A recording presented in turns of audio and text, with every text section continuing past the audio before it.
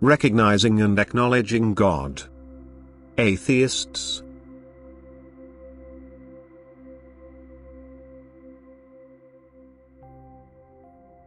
You look upon yourselves as independent beings as long as you don't believe in a God to whom you owe your existence and your life. For you don't want to know yourselves guided by His will, on which your existence depends. And yet you know that you yourselves are incapable of shaping your life as you please, that you are also incapable of extending your life even for one day. Thus you know that you are dependent on a power.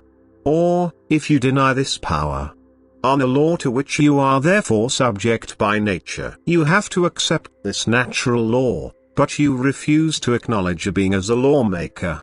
You refuse to acknowledge a purpose or a directive for your existence, because you still share too much of the attitude of the one who once renounced his creator and presented himself as determining and acting independently to all beings whom he created in this wrong attitude.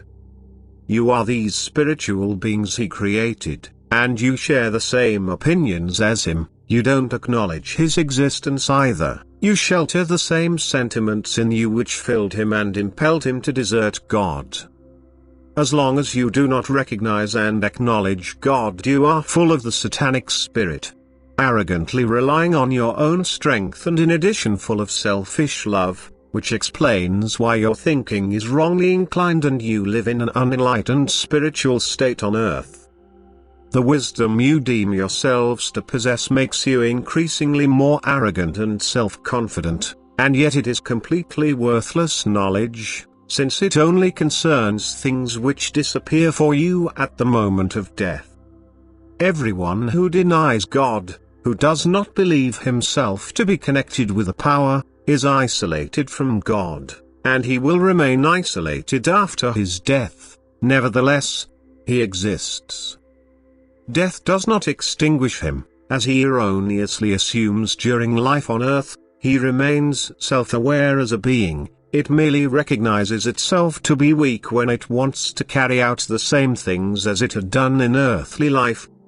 And then it will often take possession of the strength of people who share the same opinion and even encourage their wrong thinking.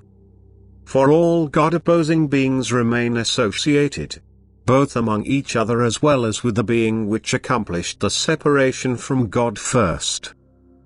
God certainly externalized all spiritual beings as independent so that they could recognize themselves as individual beings. However, he himself did not sever the bond with these individual beings but constantly permeated them with his strength of love.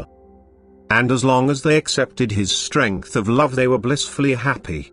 But when the first created being rejected God's emanation of love, when it believed in its own arrogant thinking, that it no longer needed this, it rejected God at the same time and totally isolated itself from him and thereby became wretched and spiritually unenlightened. And so the denial of a deity is always the unmistakable evidence of a follower of the one who once revolted against God. In earthly life, the human being can easily come to realize that he depends on the will of a power which is in control of him, because he receives too much evidence of that in regards to himself as well as his environment. Yet God never determines the human being's will to think in accordance with divine order, but he will grant light to everyone who desires light. There is no excuse for a person who denies God, for everyone can recognize him if he abandons his spiritual pride, the hereditary evil. If he lowly and humbly asks questions in his mind which will surely be answered to him and which can grant him belief in a God. Every atheist is spiritually arrogant, and this arrogance also prevents him from questioning because he proudly claims to know where he is entirely ignorant.